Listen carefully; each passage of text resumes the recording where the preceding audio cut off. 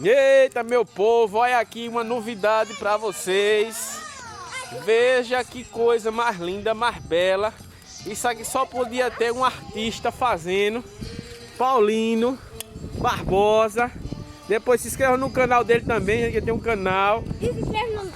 E se inscreva no canal de Gabriel. Assa na minha fogueira? Calma, vamos terminar aqui. Vamos assar esse frango aqui. Na fogueira. Na fogueira, gente, aqui, ó. Fogo raiz. Sem pressa, sem agonia. Como é que vai ser, Paulino, aí? É desse jeito aí, pendurado ali. Vamos pendurar ele aí. E pacientemente a gente vai assando ele. Quando a brasa estiver pronta ali, a gente vai só virando ele e ajeitando. Aí depois a gente... E isso, gente, com o som de Luiz Gonzaga no fundo, viu? Eita, coisa mais linda!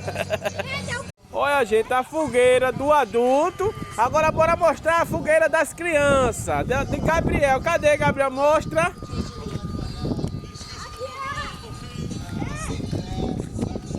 E aí, e aí? E aí?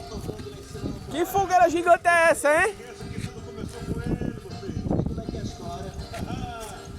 Eita, diz que menino que brinca com fogo mija na cama, né?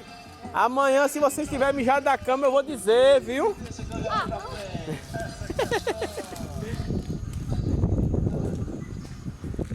E eu...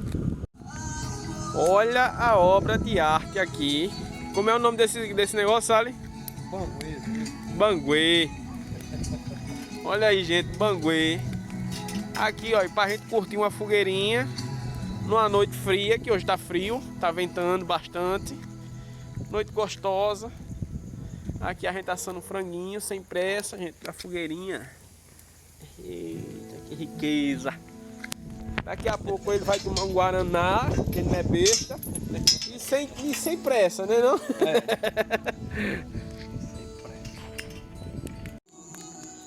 Pessoal, olha só coisa mais linda, gente.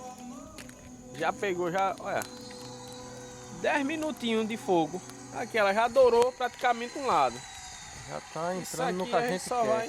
Ela ir ficando macia e gostosa.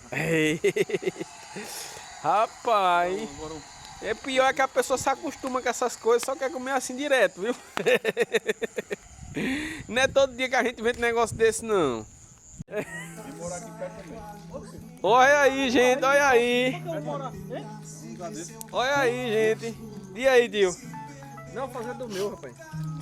Eita, negócio desenrolado, saindo galetinha aqui, ó. Deus quiser, Deus